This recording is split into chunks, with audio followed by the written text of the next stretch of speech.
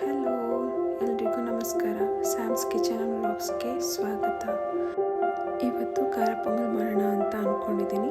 So ಖಾರ ಪೊಂಗಲ್ಗೆ ಬೇಕಾಗಿರುವ ಇಂಗ್ರೀಡಿಯೆಂಟ್ಸ್ನ ಇವಾಗ ನೋಡೋಣ ಬನ್ನಿ. ನಾವು ಅಕ್ಕಿ ಮತ್ತು ಹೆಸರುಬೇಳೆ ಎಷ್ಟು ತೊಗೊಳ್ತೀವೋ ಅರ್ಧಕ್ಕರ್ಧನೇ ಇರಬೇಕು. ಇವಾಗ ಅಕ್ಕಿ ಹಾಕ್ಕೊಂಡೆ 3/4 ಲೋಟ.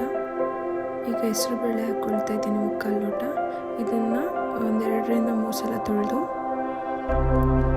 ಅದಕ್ಕೆ 4ರಿಂದ 5 ಲೋಟ ನೀರು ಹಾಕ್ಕೊಳ್ತಿದ್ದೀನಿ. ಅದಕ್ಕೆ 2 ಹಸಿಮೆಣಸಿನ್ಕಾಯಿ, ರುಚಿಗೆ ತಕ್ಕಷ್ಟು ಉಪ್ಪು, ಒಂಚೂರು ಅರಿಶಿನ ಹಾಕಿ ಲಿಡ್ನ ಕ್ಲೋಸ್ ಮಾಡಿ 3ರಿಂದ 4 ವಿಷಲ್ ಬರೋವರೆಗೂ ವೇಟ್ ಮಾಡಬೇಕು.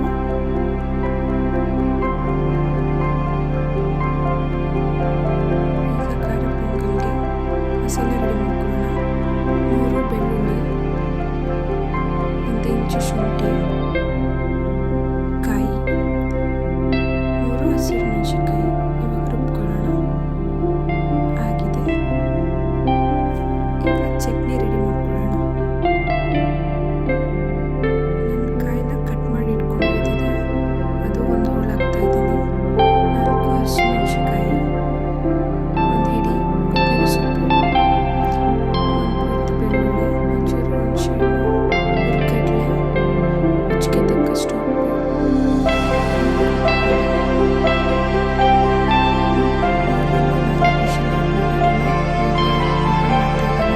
ತುಂಬ ಚೆನ್ನಾಗಿದೆ.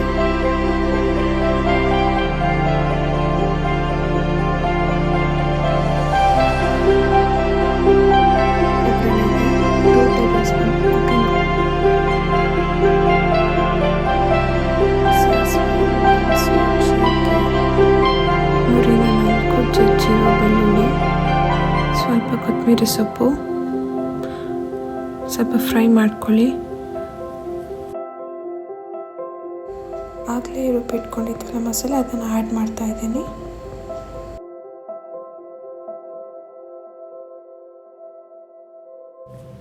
ಹಾಗೆ ಒಂದು ವಿಡಿಯೋ ಮಿಸ್ ಆಗಿದೆ ಅನಿಸುತ್ತೆ, ಕಟ್ ಮಾಡ್ಕೊಂಡಿರೋ ಕಾಯಿನ ಆ್ಯಡ್ ಮಾಡಿದ್ದೀನಿ. ಈಗ ಆಲ್ರೆಡಿ ನಾವು ವಿಷಲ್ ಕೂಗಿಸ್ಕೊಂಡಿರೋದಕ್ಕೆ ಮಿಕ್ಸ್ ಮಾಡೋಣ.